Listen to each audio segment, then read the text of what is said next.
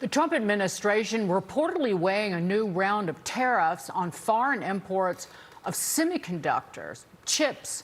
The reported plan could also hit servers and other technology products as AI demand is driving a shortage of high-end chips. The industry is pushing back, warning new levies would drive up costs and slow America's AI build-out. Commerce Secretary Howard Lutnick is reportedly considering a plan that would tie tariff relief for foreign companies to investments in American chip manufacturing, with the goal of reshoring all production to the U.S. of A. Here to weigh in is the Heritage Foundation Chief Economist, E.J. Antoni. Okay, all I hear is we got to win the race with China. We need the stuff to win the race. If we tariff it, I don't know if we can get the stuff. That's one argument. The other argument is if you may as well try to push to build it here now, because once you get started, you're never going to get off this stuff. Where do you come down, E.J. Antoni?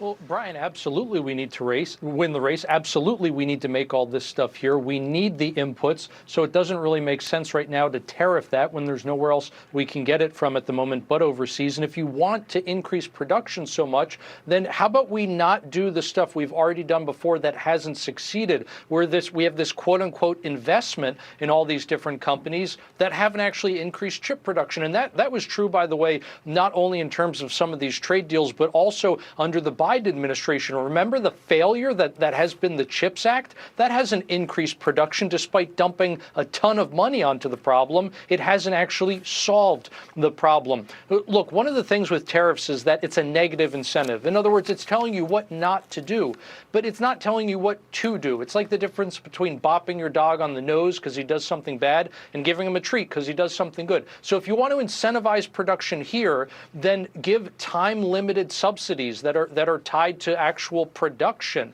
Look, I'm no fan of subsidies, but if we have to choose between the lesser of two evils, then we should be thinking, I think, more along those lines. Also, how about tax and regulatory reform that are going to reduce the costs here and just provide a natural market incentive for people to move production here? You don't even have to explicitly tell them to do it. Market forces are going to make them do it. Speaking of subsidies, how working people are subsidizing Social Security and Medicare, but let's just stay on Social Security. That's an easy fix. Well, it should be. The program could see a 22% benefit cut by 2032. Outgoing senators Dick Durbin and Bill Cassidy, bipartisan, always be afraid of that, pushing a plan to force Congress to act. Voters should demand of their senator or the person running for Senate in their state, do you want to fix it now? And if they say waste, fraud, and abuse, throw a tomato at them. Just kidding, but the point being, that's a joke. You've got to have a serious solution. What's the solution? Because right now, and I keep bringing this up, if you look at the total contributions, including interest, of the beneficiaries and their employers, people retiring today or born in the 60s will get an extra 33 cents on the dollar paid by us because we're working. For Medicare, they're getting half of their benefits out of Medicare are paid by general tax revenue. How are they going to fix it? Make us work more? Make us work 100 hours a week so they can collect more taxes at a higher rate to fund benefits for people who have plenty of money to pay for them? Well, Dagan, at the end of the day, you have to unwind these programs. They're Ponzi schemes, right? Social Security, think of it this way. If you, I, and Brian got together and we set up literally the private market version of Social Security, we'd go to jail. It's a Ponzi scheme.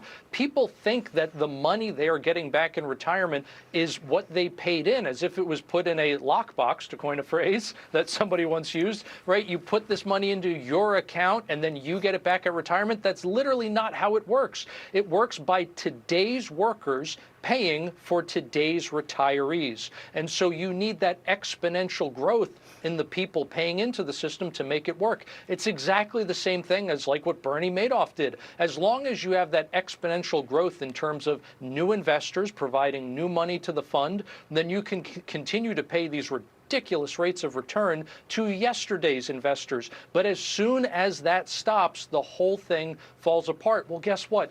The time has run out. We are seeing it fall apart today. You gotta start moving to privatize it. I think Trump accounts have provided a pretty good example of an off-ramp that you could use. Look, Dagan, if you took all the money that you pay into Social Security, just the median American worker here, so not someone who's a high-income earner and maxing out the tax every year, but just the median worker paying in, and instead of paying into Social Security, all that money went into an index fund, like maybe just the S&P 500, they'd retire a millionaire. How is Social Security working for anybody? I know some people need the Social Security, but I was trying to highlight the myth that the lawmakers perpetuate over and over and over again, because we're the ones who are funding a large chunk of the benefits, especially for Medicare. EJ, thank you. EJ Antoni.